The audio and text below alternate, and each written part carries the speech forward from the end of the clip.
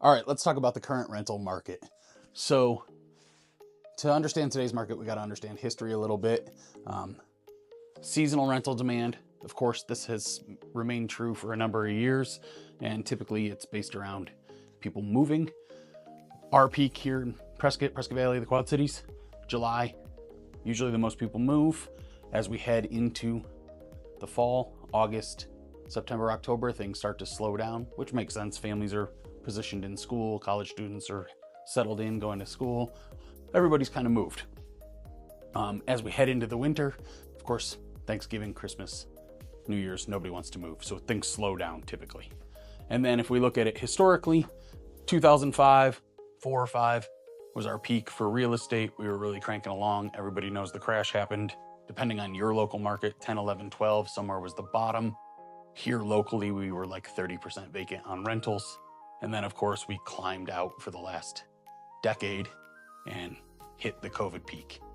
Gone are the days of the COVID bubble where you could have a vacant property, add $300, throw it at the wall, list it for 2 days, and you'd have 15 applications.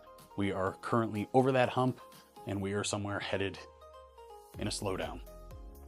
Right now, today, if you own a vacant rental, yesterday, Prescott Valley, if you had a 3-bed, 2-bath, 2-car garage built in the last decade, and I was the resident and I was searching for options, there were 67 places I could choose from on the market. That's a heck of a lot of choice, and obviously we have a slowdown in demand. So really there's 3 options to overcome that. The first is amenities. You could have a house that's nicer and then win in that regard. Obviously those houses rent quickly and they're gone.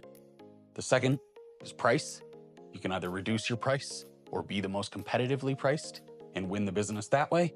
And then the third, which I do not recommend, would be to remove barriers to entry.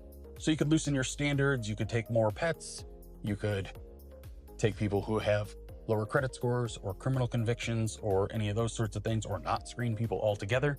To me, this is not the best option because obviously the bill comes due at some point and there's a likelihood that you end up with more issues, potentially lack of payment or issues in terms of damage.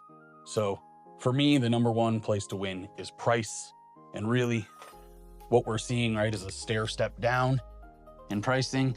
And everyone, including myself, says immediately, oh, last time I rented for say $2,000 a month and we want to push it. Let's just try for $2,100.